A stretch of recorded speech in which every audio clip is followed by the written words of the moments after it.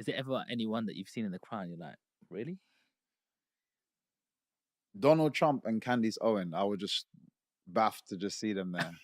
You're joking. Yeah, Donald Trump. that was the Kevin Holland fight. Again, he's a massive UFC fan. Yeah. So, and I forgot that because I know I've actually been there. I was there the following year, which was interesting as well because I was the year before. Kevin Holland was actually fighting on that show. It was I went to go see my boy Izzy. Izzy was fighting Pereiro. He got the one back. And I was in the crowd watching, and then the full year later, I'm there again. But also Donald Trump was there, and I didn't think about it, but when he was there, I was like, oh snap! I gave him a little wink and then carried on going. I saw Candace Owens there as well. These are people obviously I'm very like I like to kind of understand what's going on with certain things. So I look a lot of like I've seen a lot of like Candace Owens podcasts because she can be quite controversial. Yeah. But I like some of the stuff she says. Not everything, but I like some of the stuff she says. I like to try and understand some of the stuff that I'm against, but she says. Obviously Donald Trump as well. Donald Trump, any differences when you see him in real? No, he's still Donald Trump, and I'll tell you now, no matter who's fighting on that show, nobody gets a cheer louder than Donald Trump. In Miami, every time he stood up, he just stood up. The crowd goes nuts. Yeah, nuts. And then he sits back down. It's just like quiet. And obviously, like you got the key fighters that come out, and it's people making noise, but there was nothing. They got nothing on Donald Trump, man. Wow, he's loved over there. He loves America. Yeah, he does. And you can see, like again, however you feel, on whatever side you land on with regards to him. If you look into a lot of his history and what he's done, he knows he knows what he's doing. Mm-hmm. He knows what he's doing. Can I ask you a personal question? What's the highest celebrity's number that you have in your phone? The who? The biggest celebrity. The biggest celebrity that you probably got on your phone.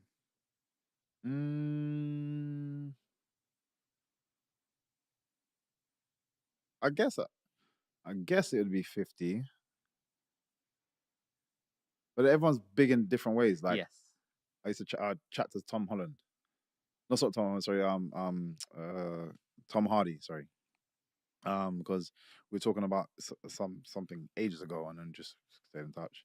There's big musicians that I chat to all the time. A lot of them are more so from over here. Yeah. When you ring 50, does he pick up straight away, or would he get back to you in a week or two? Like, are they really that busy like you think they are? Yeah, it varies. He could get back to you months down the line, or he can get back to you straight away. It varies. So yeah, and he I know is so active, and he's a person that if you are, and for people that are busy as well, I get that. If he's a person, if you are not in his field of view while he's doing something, you can be forgotten very quickly because he's hustling. He's always moving. So I say when he's in town, I always check him. We always catch up, and we'll be chatting for hours. But then if he's not about, he's just doing his thing. So you got to keep trying to jump in his way, like, yo, what's up? But yeah, there's like I wouldn't, even with him, I wouldn't say we're close at all. Like we get on, and it's cool to have somebody like him that you can speak to on occasion. But the keys for me are people that can actually help, or I can help. You know what I mean? Like those are the interactions, and those are the relationships that mean more. Yeah. Like I respect all of these other guys. Yeah. But these ones are more integral, more key, especially to my growth. So ask me the same question, bro. Who's in your phone? Michael Venom Page. I love you, bro. Respect, man. Come on, bro, man. Honestly, you're that guy. Like, there's certain people who break barriers in your beliefs. When I first came on social media, I met a guy called Samuel Leeds. Very controversial. Some people like him, some people don't. Does a £1 course. Yeah, you might buy another course after that, but he does get you results as well. Okay. Whether that's breaking beliefs. And when I've started this podcast world, obviously I've met a lot of people, but when I met you at the O2 and how humble you are, I was like, there is real people out there. He doesn't let none of this get to him. And that's the biggest thing. I respect that more than you're fighting. Yeah. I'm sorry, because I respect you in the cage as well. I'm like, I don't know how he does that, but that's his profession. Yeah. But outside that profession, like, I'm not going to name any names, but I've met fighters and they don't have that energy. They're like, how much am I getting paid? What's in it for me? Yeah. And then cut off straight after. And it's just like, you just feel, a bit different. It's a difficult one because I'm being myself, but then there have been times where I'm like, in the reverse role, when I'm being nice, you can also have people take advantage of that. So then I also understand when I see some people in the similar statuses as myself be cold, I'm like, I kind of get you depending on how I can't say how you started, but I can also understand how you can get to that place. Yeah. Where if people have, messed you about too many times, you're like, hell no, I'm not allowing this again. And then I create certain channels for you to have to go through.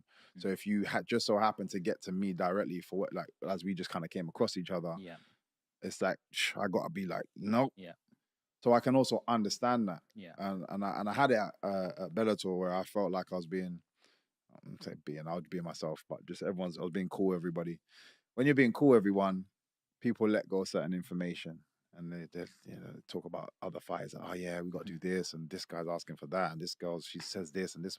So you get all the little information. I'm not even asking, you just through conversation. But now I'm like, I kind of have an understanding of what people are asking for or demanding, and these guys are having to do it. Then I'll ask for something very small comparatively. Like, is it okay if this happened? Oh no, you might have to ask this person. And then I'm getting run around, and I'm like, wait, what's going on? You've told me that you do all of this. Yeah. These people are like, oh man, they need 20 people to come, and you have to run around and get all these 20 people. I asked if one person can my brother come with me? I'm not sure. Like, you have to. And there was a phase where I got cold with a lot of people just because I felt I was being messed around a lot. I got really cold with a lot of people. Everyone felt that, obviously, because I'm usually like more like, you know what I mean? And after that, I got treated 10 times better. And it was disgusting. I actually felt, I hated the fact that I had to be this way for people to, like, people come up to me like treading on eggshells because they're like, oh wait, something's off with MVP. So they're like, oh, is everything okay? And I'm just like, yeah. And then I'll be like, oh yeah, I need this stuff. Oh yeah, we'll get done together. I'm just like, why did I have to be cold for you to respond that way? So like I said, everyone's got a story, and I'm not excusing bad behavior at all. Yeah. Because I don't feel like I need to do that. But I also can understand how you can get to that place. Yeah. Some people, not everybody is. Some people are just like that, and they're just, in my opinion, they're just assholes. So it's them. Yeah. But I can get when you having to be that way as well. I totally do get what you mean, because sometimes I'll have a bunch of people just come straight to me and go, can you just tell me this? It's like they want a piece of you straight away. Yeah. And sometimes I like to ask something back, and I'm like, sure, what is it that you do? This. Oh, I need a little bit of help in that. Can you help me also? And then when they go, oh, we can talk about that. I'm like, you're not giving me that same energy. Yeah, we can talk about what you can do. Like, that's what I've had to learn, because before it's like, suck in your energy, suck in your energy, give in. And then when you ask for one thing back and they don't, it actually, well, for me, it hurts me psychologically, because I've done so much for you and other people. I give out good energy. Why can't I just receive it back? 100%. We're all human. Why can't we have that exchange? Yeah. Balance is important as well. It can't just be one way. But yeah, I can totally relate to that. Before we wrap this one up, we've got to talk about a very important fight, the Ian Gary fight. That was the last fight you had? Yeah. Yes, what a fight that was. Yeah. Wow, talk to me about that one, Michael. It's a weird one because, and again, I don't want to appear to be making excuses, but I didn't feel myself. I'm going to keep it very simple. I wasn't my complete self. I'm still analyzing exactly the different things that was going on